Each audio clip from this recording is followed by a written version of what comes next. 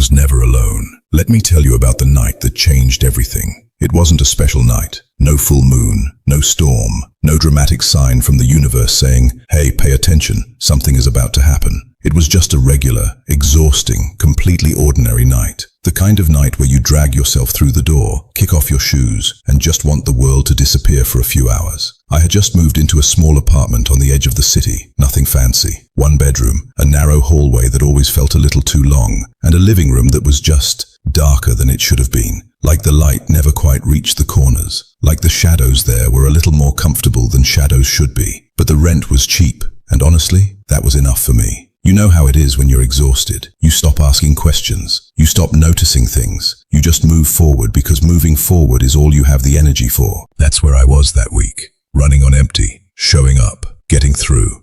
So that night, I did everything a normal person does before bed. I locked the front door. I checked the windows. I turned off the lights. I did a quick mental checklist the way you do when you're in a new place and haven't quite gotten comfortable yet. Everything was fine. Everything was normal. Or at least, it seemed that way.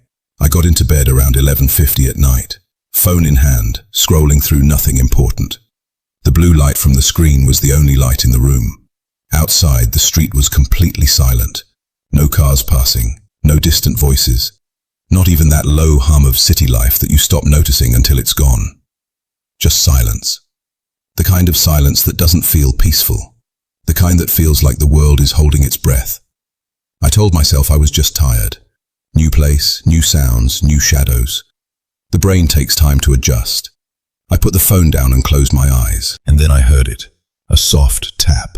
Just one. Coming from somewhere inside the apartment. I froze. Completely still. The kind of stillness that happens automatically, before your brain even tells your body to stop. My eyes opened. My hand gripped the edge of the blanket. I stared at the ceiling and listened. Maybe a pipe, I thought. Maybe the building's settling. Old buildings do that. They breathe. They shift. They make sounds in the night. Then it came again. Tap, tap, tap. This time from the hallway. I sat up slowly. My eyes moved to the bedroom door. The hallway beyond it was dark, but a faint glow from the living room reached just far enough to separate the darkness into shapes. Nothing was there. Nothing was moving. I laughed a little. That nervous, embarrassed laugh you make when you scare yourself and then feel stupid about it. "Relax," I whispered, just to hear a voice, even if it was my own. "You're alone." I got out of bed, walked to the door, opened it. The hallway was empty. I checked the living room. Nothing. The kitchen. Nothing. Every corner, every surface, everything exactly where I had left it. No sign of anything. No sign of anyone. Feeling like an idiot, I went back to bed. But something had shifted. The air felt different, heavier. Like the apartment had become aware of me. Like the silence wasn't empty anymore, but full of something I couldn't name. I lay there with my eyes open for a while, listening to absolutely nothing, telling myself I was fine. Eventually I closed my eyes, and somehow, exhaustion won. I drifted off. Until 1:03 in the morning, when it started again. Louder this time. Tap, tap, tap. Not random. Not like pipes or settling wood. Rhythmic, deliberate. Like fingers. Like someone slowly, patiently tapping against a wooden surface. And it wasn't coming from the walls or the ceiling, or anywhere I could explain away. It was coming from inside the apartment. My heart started going fast. That deep, heavy kind of fast that you feel in your chest and your throat and your stomach all at once. I turned my head slowly toward the bedroom door, and I noticed something that made my blood go cold. The door was open. Not wide open, just slightly. A thin gap, a sliver of darkness from the hallway visible through it. I was sure I had closed that door when I came back to bed. I was absolutely sure. But there it was, open, just enough. I stared at that gap for what felt like a very long time, waiting, listening. The tapping had stopped. Everything was quiet again. Just that thin line of darkness where the door wasn't fully closed. And then the door creaked, just a little, just enough to open that gap slightly wider. I couldn't breathe. I couldn't move. I just watched. And in the darkness beyond that door, Something moved. Not clearly, not enough to describe. Just a shape, just a shift. Like something pulling back. Like something that had been there and then decided not to be seen. I threw back the blanket and rushed to the door and pulled it open. The hallway was empty. Again. But this time it was different. The air in the hallway was cold, noticeably colder than the bedroom. And there was a smell, faint but wrong. Something damp and old, like water that had been sitting somewhere too long, like something that belonged to another time. I turned on every single light in the apartment, every room, every corner. I opened the closet. I looked in the bathroom. I stood in the kitchen and looked under things. Nothing. No one. Not a trace of anything that could explain what I had seen, what I had heard, what I had felt. I stood in the middle of the living room, breathing too fast, trying to slow myself down. "You're tired," I said out loud. "Your mind is doing this. You're in a new place and your brain is filling in the gaps with things that aren't there." I believed that. I needed to believe that. So I went back to bed. But I left the light on this time. The bedroom light, full brightness. I was not interested in darkness anymore that night. I lay there for a long time. Minutes stretched. The light felt reassuring. Nothing moved. Nothing made a sound. The apartment just sat around me, quiet and still and full of yellow light. Eventually sleep came for me again. I didn't mean to let it. But exhaustion doesn't ask permission. I don't know how long I slept. What I know is that I woke up suddenly. No alarm, no sound, no reason that I could identify. Just suddenly awake, the way you sometimes are, like something flipped a switch inside you. The room was quiet. The light was still on. Everything looked normal. For a moment, a beautiful, brief moment, I thought maybe the night was over. Maybe I had made it through. And then I realized I couldn't move. Not a finger, not a toe, nothing. My body was completely locked, frozen, like I was encased in something invisible and heavy. My eyes were open, but the rest of me was completely still. I had experienced sleep paralysis once before, years ago, and I recognized the feeling immediately. That full body paralysis, that weight on your chest like something is pressing down on you from above. But this felt different from that time. That time it had been scary but neutral, just a glitch in the system, just your brain waking up before your body. This felt intentional. This felt like something was holding me there. My eyes moved slowly to the bedroom door. It was the only thing I could move, just my eyes. And when they reached the doorway, I saw it. A figure, standing in the doorway, tall, completely still. Its head tilted slightly to one side, the way a person tilts their head when they're studying something, when they're curious, when they're watching. It had no clear features. I couldn't tell you what it looked like exactly, but I could tell you it was there. I could feel it the way you feel a person standing behind you before you turn around. That awareness, that presence, something that takes up space and weight and attention. I tried to scream. Nothing came out, not even air. My throat wouldn't work. I tried to move, any part of me, anything, a finger, a toe, my head. Nothing. The figure didn't move toward me. It didn't need to. It was already there, in the doorway, filling the space with something that felt ancient and heavy and completely sure of itself. Like it had all the time in the world. Like it had been here long before I moved in, and would be here long after I left. Then slowly, with a kind of horrible patience, it raised one arm and pointed, not at me, behind me. My heart dropped so fast I felt it physically, because in that moment I understood something that I desperately did not want to understand. The thing in the doorway was not pointing at me because I was not what it wanted me to see. Whatever was in that room with me, there was more than one of them. The figure in the doorway was not the one I needed to be afraid of. There was something else in that room, right there, in the same room where I was lying, unable to move, unable to scream, with every light on and nowhere to go. And then I felt it. Breath, right next to my ear. Warm, slow, patient. And then a voice, so quiet it was almost nothing, almost just a thought, but I heard it clearly, every single word. "I thought you were alone too. My body released all at once, like a rubber band snapping. I shot straight up, gasping, grabbing the air like a drowning person grabbing for the surface. My heart was pounding so hard I could feel it in my jaw, in my fingertips, behind my eyes. I looked at the doorway. Empty. I turned around and looked behind me. Nothing. The room was exactly as it had been. Light on, walls in place, everything normal.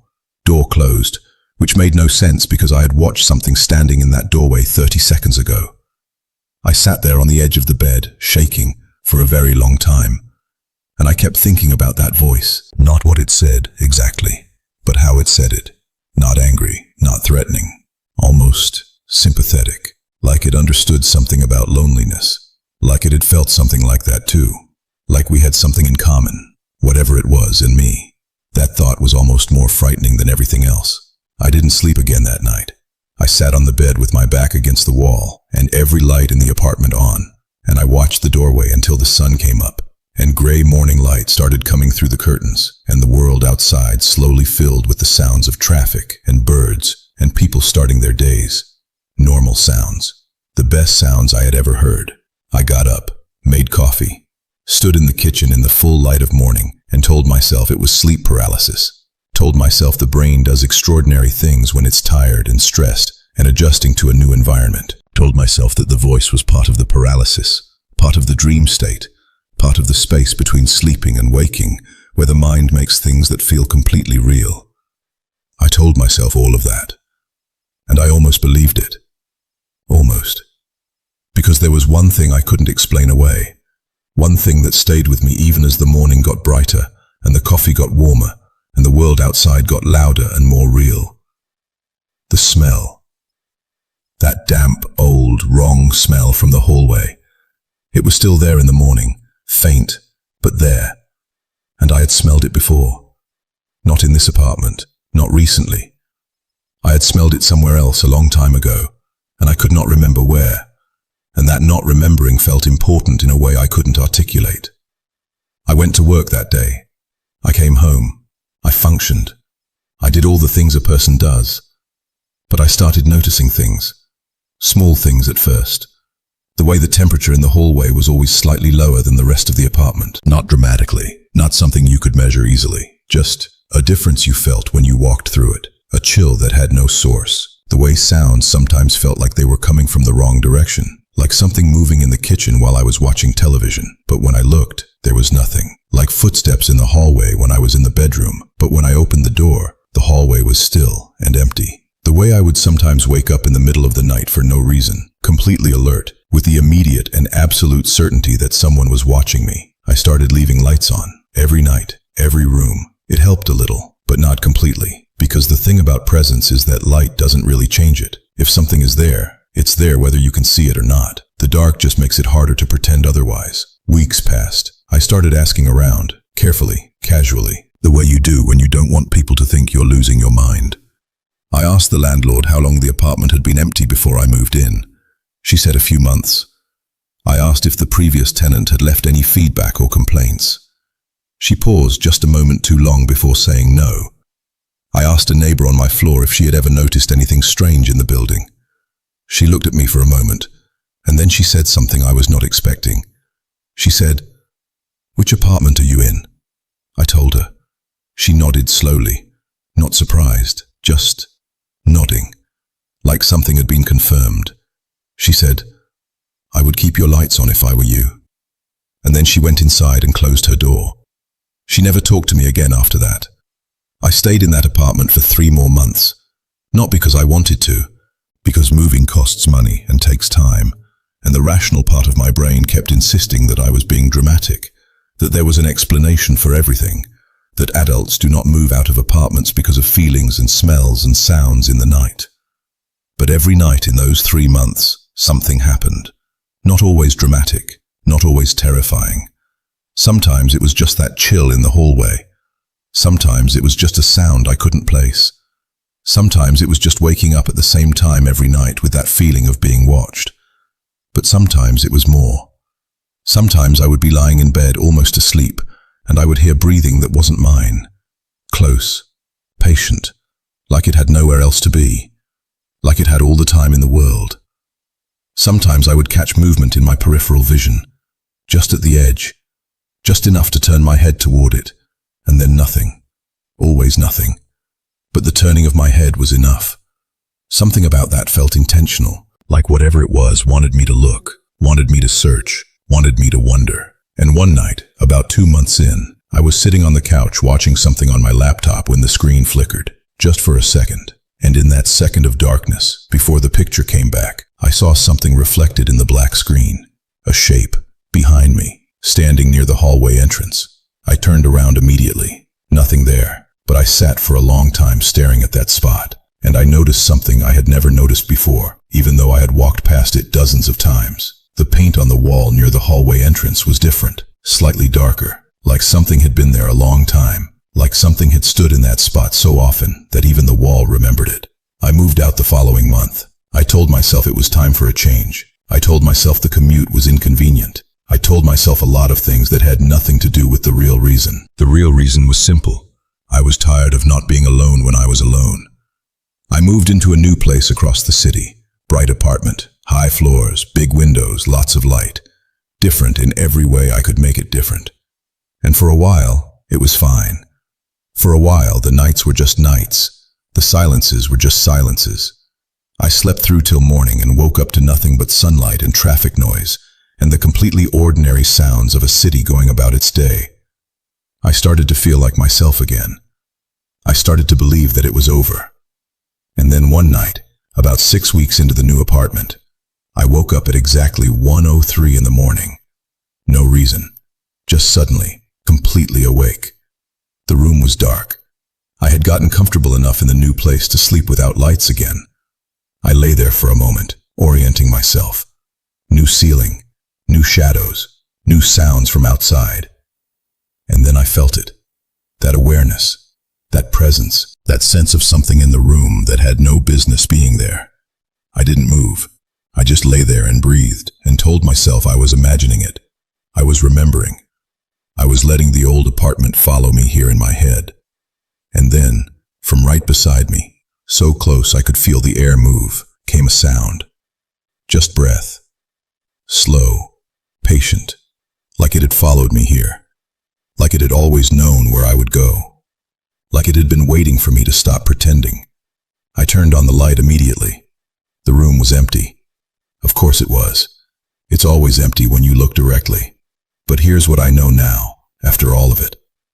After the first night, and the months that followed, and the moving, and the thinking I had escaped. I know that some things don't need darkness to exist. I know that some presences don't go away when you leave. I know that whatever was in that apartment was not bound to that apartment. It was not a haunting in the traditional sense. It was not attached to walls, or rooms, or addresses. It was attached to something else. I don't know what. Maybe it found me because I was alone and new to a place, and open in the way that vulnerable people are open. Maybe it was always there, and I only started perceiving it under the right conditions. Maybe it followed me from somewhere else entirely, somewhere I can't even remember. What I do know is this. There are nights when I lie in the dark, in whatever place I'm living, and I feel that awareness settle over the room like a change in pressure. And I know better than to look toward the doorway. I know better than to hold my breath and listen for the sound of tapping fingers. I know better than to pay too much attention to the movement at the edge of my vision. Because giving it your attention is exactly what it wants. So instead, I just lie there. And I breathe. And I remind myself that I have learned something that most people never learn, or never admit to learning. We tell ourselves we are alone because it is easier. We turn off the lights and close our eyes, and call the sounds pipes, and the movements shadows, and the feelings exhaustion, because the alternative is something we are not ready to accept. That the world is fuller than we think. That the spaces we move through are occupied in ways we cannot always see. That the silence is never really empty. I know that now. And if you are reading this in a quiet room, late at night, with the kind of stillness around you that doesn't quite feel like peace, I want you to do something for me.